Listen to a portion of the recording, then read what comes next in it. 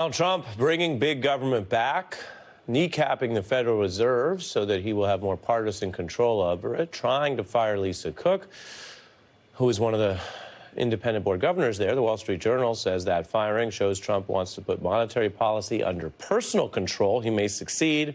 The country, however, will live to regret it. Trump administration also bought up, essentially took 10% of Intel. It's now the largest stakeholder of a private company. Many financial outlets are discovering what so many experts, independents, liberals warned about Donald Trump's insatiable autocratic instincts. It's not playing well. I don't care if it's $1 or $1 billion stake in an American country. That starts feeling like a semi-state-owned enterprise a la CCCP. Yeah, I would just simply say that, if the government is going to get into the game of picking industrial winners and losers, every time they've done it, guess what, David? They pick the losers. This is a really, really bad idea. I'm sorry, but no, this is a terrible idea. This is socialism.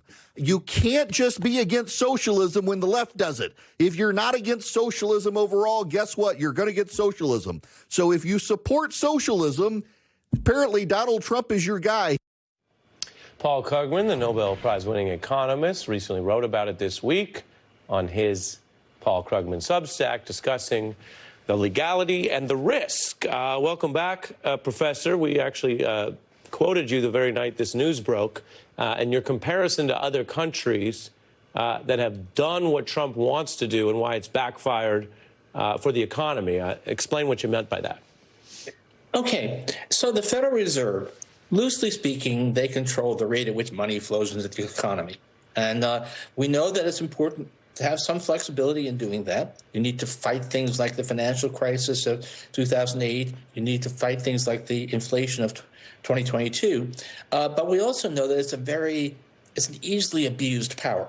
It's way too easy for an autocratic head of state to say, rev up the printing presses because I want to push up my standing in the polls. And you say it's going to cause inflation. Well, I've got these guys that I like.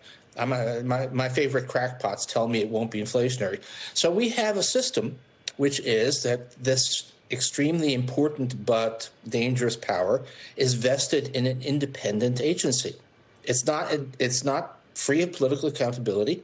It's the Board of Governors is chosen by Congress and by the president and approved by Congress, but they have 14-year terms. And we've done, they aren't perfect, but they've done pretty well. And if you don't do that, the current, closest example is Turkey, where you had the president, who is an autocrat, first of all, just wanting to see the printing presses roll to make himself more popular, and then bought into crackpot economics and said, actually, raising interest rates increases inflation, so I want to cut them instead.